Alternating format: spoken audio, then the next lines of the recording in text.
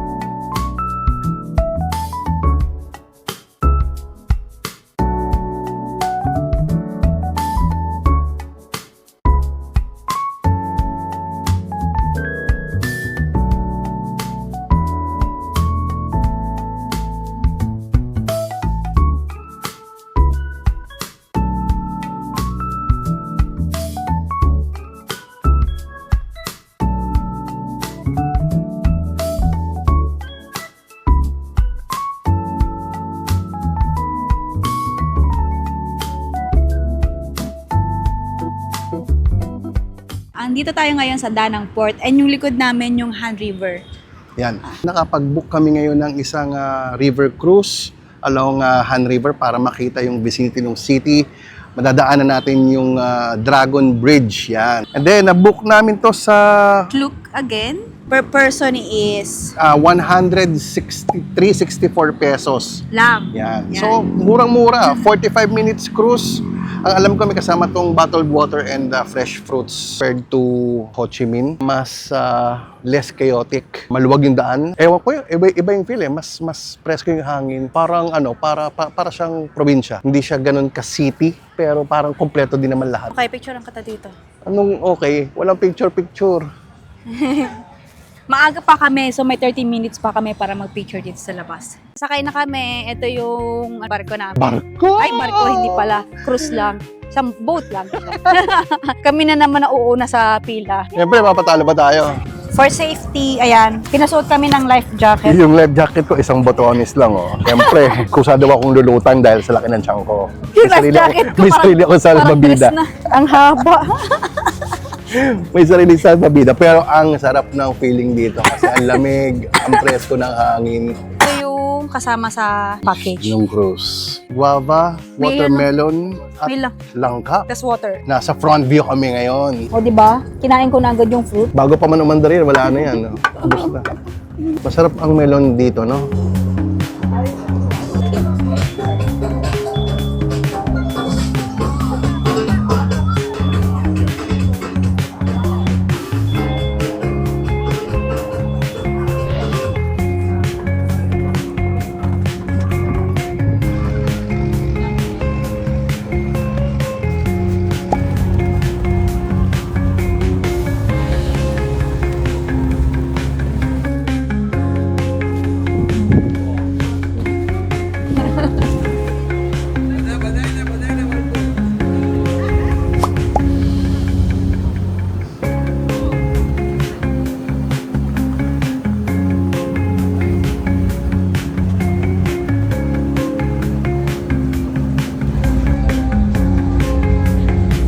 Patapos na.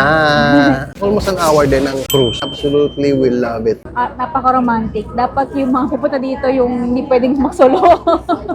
Kasi pag nagsolo ka kawawa. Gusto ko siyang i-recommend kasi for the price na 164 pesos. May bottled water ka, may fruit, tsaka yung makikita mo, hindi mo naman makikita ng malakihan yung dragon breed. Pero Kaya, yung mga pupunta talaga dito, mga partner-partner talaga. Mm-mm. Na kaya family, saka malamig. Tapos pag pupunta kayo dito, magdala presko. kayo ng jacket nyo, sobrang lamig.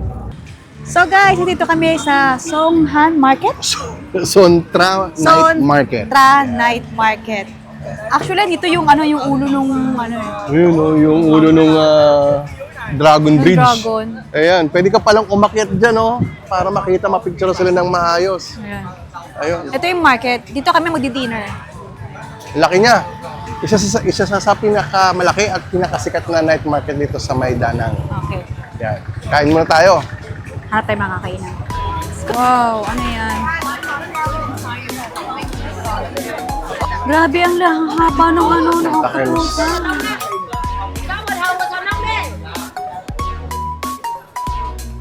Puro seafood.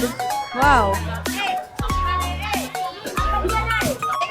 Ano kaya ito? Paano Mikaro? kaya kinakain? Mikaro? Yeah. Hello, hello, hello. Hello. Thank you. Philippines. Yeah. Ang colorful naman ito. Parang tatamis. Dragon fruit. Sugar cane juice. Mm. Thank you. Mas ganito ba talaga yung dragon fruit?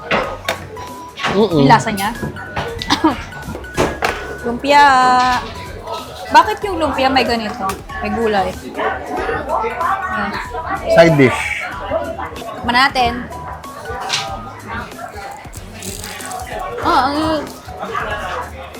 Ano laman niya? Shrimp. Shrimp. Wow, ito yung food namin. Wow.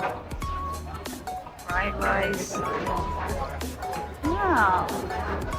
Ito yung favorite ko, yung pancake nila, Vietnamese pancake. Gagawin ko sa pancake ngayon, papalaman ko yung lumpia.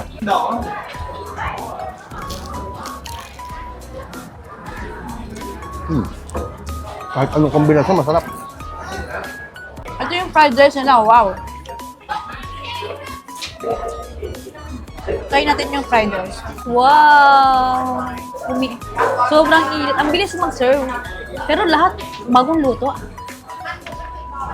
Ano ito? Kakainin ko. Puro gulay yung laman. Ako nilagyan ko ng lumpia. Ako nilagyan mo ng lumpia. Yung pork. Pork belly. Okay guys, so nakabalik na kami dito sa room. And then may nabili ako. Sa Sontra Sa market. sa night market, grabe, ang daming mabibili. Tsaka busog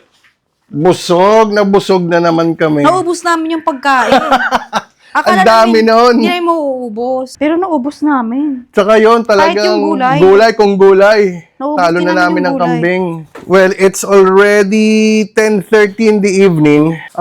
Papahinga kami. Maliligo, papahinga kasi galing kami airport kaya medyo madumi pa. Oh. And then, pahinga na agad dahil maaga ang call time namin tomorrow at 8:30 in the morning. So, gising kami siguro ng mga 6. And then, meron kaming day tour tomorrow. So, samahan nyo na naman kami ulit bukas. Good night! Night. Morning! It's February 24 today, Tuesday. And ano ba natin ngayon? Ang itinerary natin ngayon ay pupunta tayo sa may Sun World Bana Hills. Well, ito yung parang hilltop resort. And famous siya doon sa tinatawag na Golden Bridge. And of course, yung mga cable cars. Nabook namin siya sa Klook. Full day tour.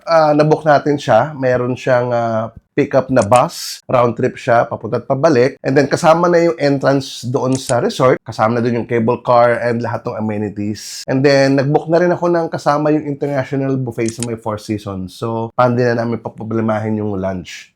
So, most likely foggy, mas So, malamig. hindi pa namin alam. Nagdala kami ng payong at Para sigurado lang. Pero we're already ready. Nandito na kami ngayon sa may tapat ng a la carte hotel. Dito yung pick-up point ng ating bus, 8:15. And then bumili lang kami ng banh mi. Sa kanya yung chicken and sa akin yung pork. Almusal. Sa bottled water. Almusal muna. Kasi ang susunod na kain namin, lunch na dun sa may Four Seasons buffet. Alam niyo, nakakatuwa dito, kahit saan ka pumuntang street or kahit sa tabi-tabi yan, ang daming pagkain.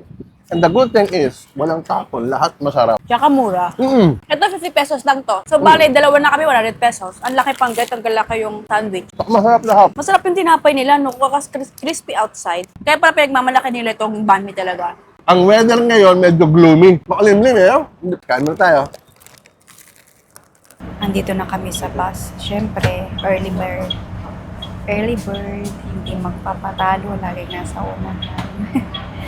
We made it. Dito na kami sa Sun World, Bana Hills. Bana Hills. Pasakay na kami. Ayun, sakto. Nakabahan ako dahil hindi ako mahilig sa mga ganitong ride. Takot yan Pagdating sa taas. heights. Kaya pilitan lang ako dahil walang choice kundi sumakay daw dito bago makapunta ng Golden Bridge. Yung Golden Bridge. No choice. Hopefully, sa ulo namin yung yung Parang hindi. cable car.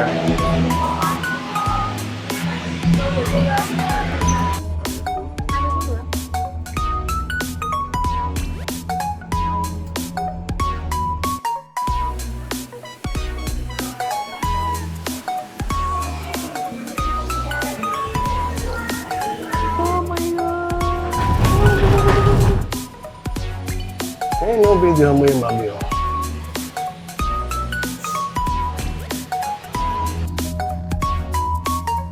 Ayun mo, wala ka makikita.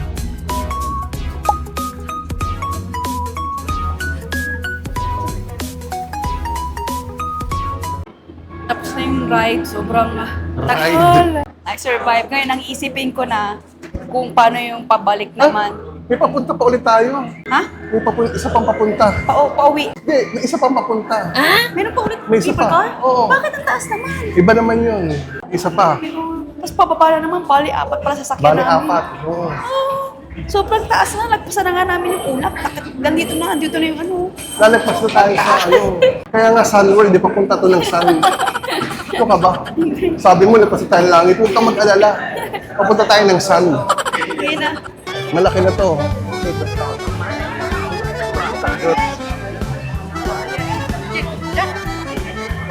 Pagbaba nyo ng cable car, meron naman dito parang information desk. Pwede kayo humingi ng map kasi masyadong malaki talaga to. And then may mga English speaking din naman silang mga Para pa itong Disneyland. staff. Oo, ayan o, ang laki. Pero baka hindi kami mag-rides, magpapasya lang. Ang Parang laki pala doon. nito, tsaka sobrang taas. So, imposible, parang napaka-imposible mong makumpleto lahat. Pasakay ulit kami ng cable car.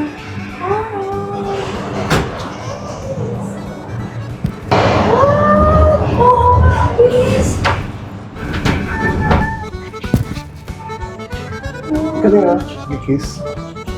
Nakikiss na statue.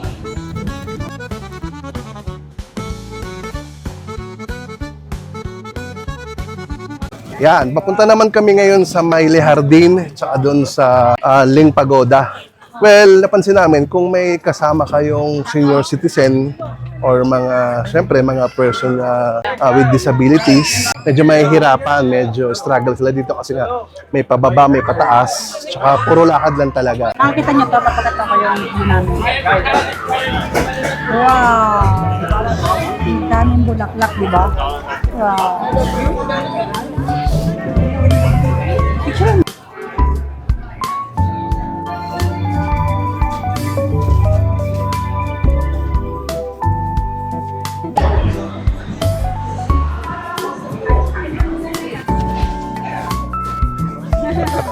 Bakit ganyan sa'yo? Gusto ko. Well, sabi nila, dito daw sa Danang or sa Vietnam, may tulong pagoda. So this is one is the first. The second one is yung sa Sontra. Yung tatlo, hindi ko lang alam, pero baka ako na yung susunod na pagoda. Ayan. Pagod na. Pagod na or Buddha.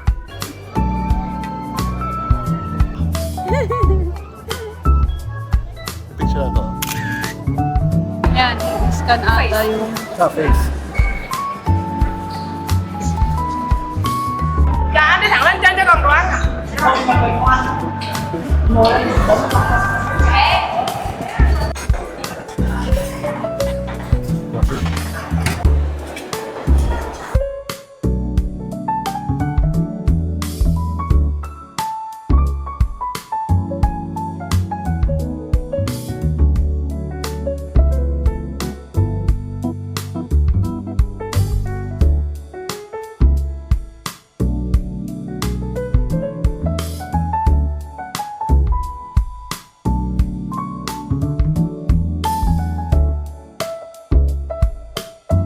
Okay, so nakakuha kami ng pagkain sa buffet. First batch pa lang to.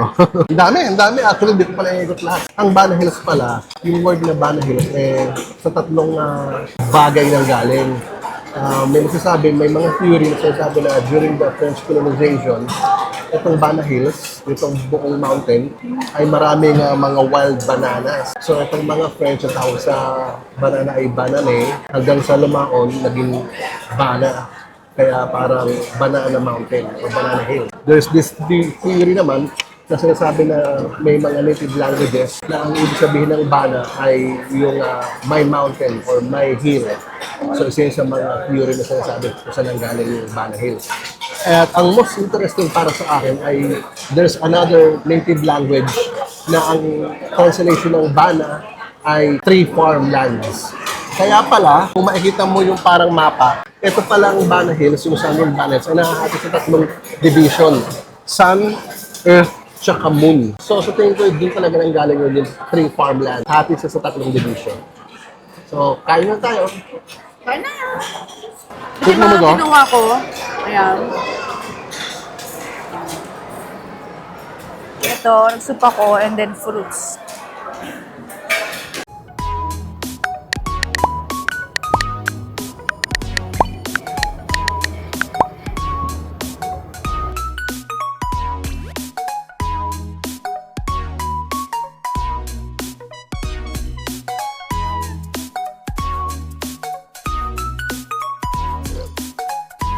Nakabalik na kami ngayon dito sa hotel and then diretso agad kami sa swimming pool. Ito kasi gusto na agad niya mag-swimming. Napagod. Ewan ko, parang gusto ata niya nagayang mag-swimming. Siya lang yung mag-swimming. Ayan ngayon. Hi guys! Good afternoon. So it's our third day here in Danang. Itinerary namin ngayon ay nabook namin sa Klook again. Pupunta kami ng Sontra Peninsula, then Marble Mountain. Then from here, from Danang, pupunta kami ng Hoi An. It's almost 2 o'clock at susunduin kami mismo dito sa hotel nung ating service. And then pupuntahan nga namin yung dalawa pa na Linyong Pagoda. Kasi di ba tatlo yan na meron dito sa Danang. First one ngayon nasa Bana Hills. Second is yung nasa Sontra Peninsula, which is the tallest of all that Linyong Pagoda. The third one is in Marble Mountains, which is the oldest naman. At by night, free na dinner itong tour na to. Tsaka itong tour na to hanggang 9 p.m. to actually, kaya hapon nagsimula. So, this is a walking tour, kaya medyo naka-light and easy na ano lang kami, na outfit ngayon dahil nga puro lakad. Tsaka And may mainit. dala kaming payong, syempre. Yun. So, we're just waiting for the pickup and kita-kita tayo doon. The tour today, we are going to see 3 places, everybody. The first one.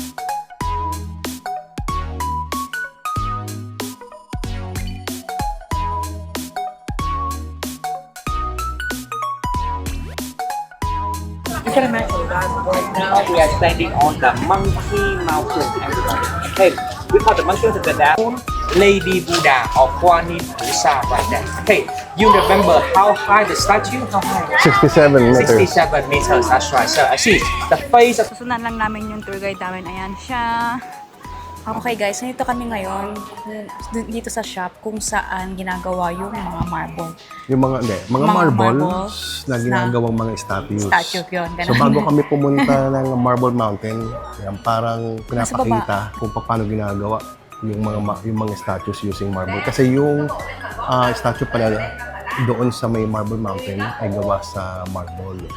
So yung Marble Mountain pala, yung pupuntahan namin after nito ay medyo challenging kasi mayroon siyang 500 steps.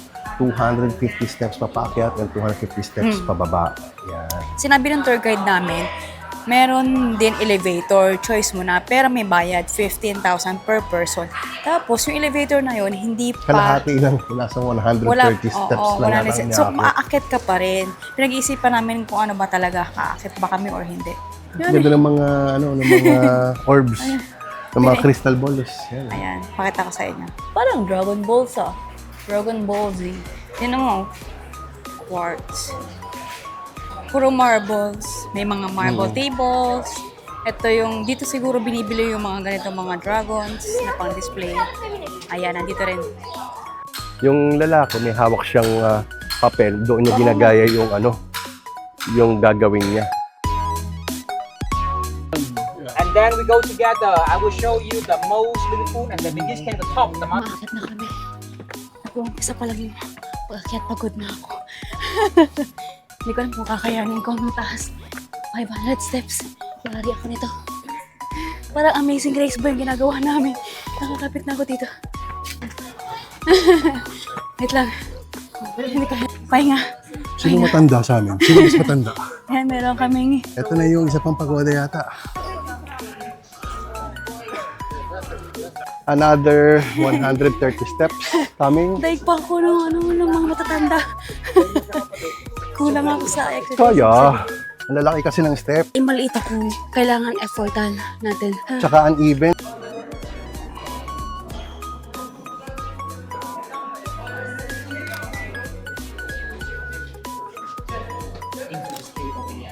Hey, look around you. We not only worship for Buddhism, but we also worship for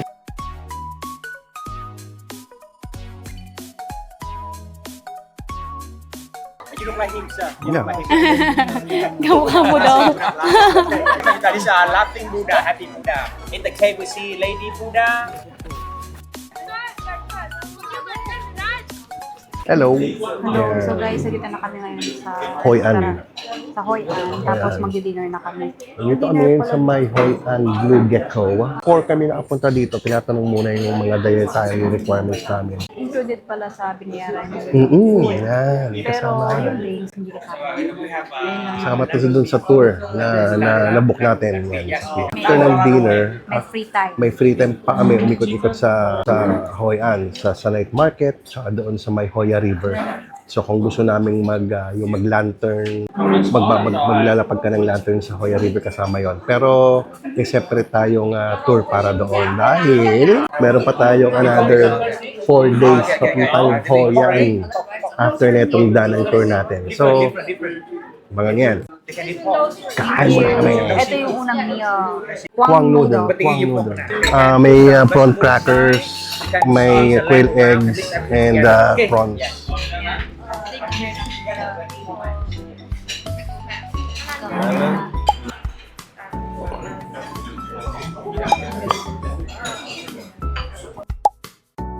Hello Okay, guys! It's 11:30 na. 11:36 p.m. na nakakauwi lang namin. So, right after nung dinner, nag-ikot-ikot lang kami sa may Hoi An. And then, nakauwi kami dito sa may Danang ng around 9 o'clock. And then, dumiretso kami ng Sontra Night Market. Doon pala sa Sontra Market, nag-foot massage kami, tinry namin. And then yung head massage din. Okay naman yung, para sa akin, personally, okay naman yung foot massage. Pero yung sa head massage, tsaka yung sa shampoo, hindi ko nagustuhan kasi medyo masakit. Dahil nga, ewan ko, parang ganun, kuko yung ginagamit nila. We have this package na 180,000. 30 minutes yung foot massage. Kailangan namin yun dahil nga naglakad tayo sa Marble Mountain. And then another 30 minutes shampoo and head and shoulder massage. Case to case basis siguro, maaari doon sa spa na napuntahan namin, maaaring sa iba hindi. Pero overall, okay naman. At least na-try natin yun. Overall, maganda naman yung experience namin today. Pagod. Yung tour, mabait yung tour guide. Mabait yung tour guide namin. Actually, binigyan pa nga niya kami ng mga tips once na pumunta kami sa Hoi An.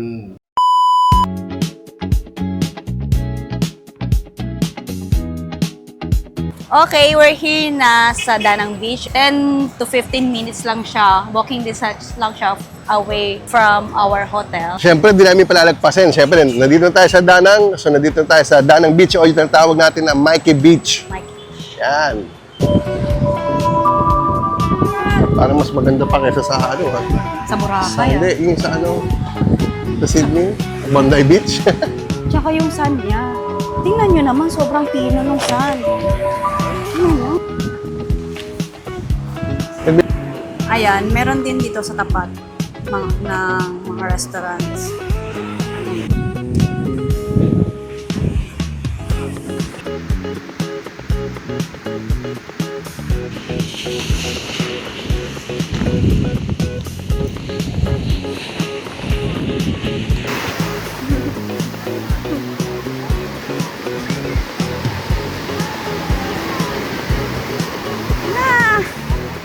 Okay, so anong masasabi mo ngayon sa Danang Beach? Parang reporter Well, for me, yung Mikey Beach or yung Danang Beach, gusto ko siya kasi first of all, yung sand is white, pino naman. So, kaya mo i-compare sa Boracay. Malinis. Yan. Isa yung sa mga masasabi ko, malinis talaga siya. Tsaka sa tingin ko yung safety. May mga lifeguard na naka-on duty. Another good thing here is yung, of course, may mga parang establishments, di ba? May mga restaurant, may mga parang bistro, may mga pub. Pero hindi sila ganun ka-pushy magbenta. Hindi katulad sa atin na talagang, sir, ma'am, dinner, lunch, or something parang ganun. Hindi naman negative para sa akin yun. Pero I mean, if you want something na peaceful, kasi ako, I'm a beach lover, but not to go swimming, but para maglakad-lakad, tsaka yung magmuni-muni. Hindi ako nakukulitan sa mga mag-o-offer sa akin ng kung ano-ano. Tahimik lang sila. Kung lalapit ka, magtatanong ka yan, siguro. Tsaka yung mga friendly yung mga tao dito. Yung mga nagsiswimming, hindi makukulit. Ikaw. Yung napansin ko lang, mas malaki siya, mas wider. Hindi siya dikit na dikit dun sa establishments. Kasi sa Boracay, napansin ko na konti na lang yung sand dahil ang dami na agad, ang lapit na agad sa mga restaurant. Yung konting hakbang mo na lang, ito na yung dagat. Yung crowded. Oo, masyadong crowded. Dito, maluwang na maluwang talaga. Napansin ko, mas maganda pa nga to sa Bondi Beach. Doon sa Australia. And nakukompare ko talaga siya sa Boracay. Nag-station 1 pa nga kami. Doon kami nagsistay sa station 1. Hindi ko alam bakit mas gusto ko to. Personally, ito mas gusto ko Hindi naman sa para mas gusto ko siya kasi maluwang Alam mo, sa tingin ko, ang lamang lang natin is yung tubig. Oo, yung tubig. Mas malinaw yung tubig sa atin. May makikita kang isda pag lumubog ka. I tried to do some swimming. Hindi gano'ng kalinaw yung tubig. Pero kasi sa Boracay, pag lusong mo pa lang talagang maputi. Malinaw. Pero yun lang, medyo maraming dikya sa sa Boracay. Dito wala pa ako nakikita. Dito tsaka malinis, walang basura. Tsaka yun nga, katapat ng beach is yung mga high-rise building na agad Parang nakakatuwa. Ang galing. Pabalik ka pa ba dito? Yun lang. Ako babalik? Oo naman, bakit hindi? Yun. Ilan naman, then maghahanap na kami na makakainan. Gutom na. See ya!